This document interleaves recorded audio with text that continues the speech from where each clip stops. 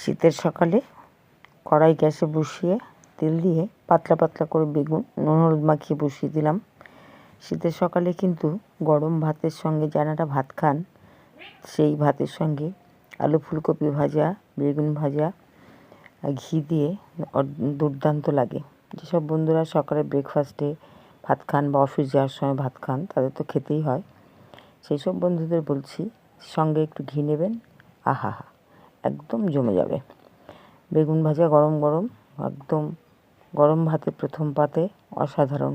আমি কিন্তু ভীষণ পছন্দ করি, যদিও আমার সুগার, কিন্তু আমি ভাতই খাচ্ছি। সব বন্ধুকে মিঠুস ক্রিয়েশন কুকিংয়ে স্বাগত।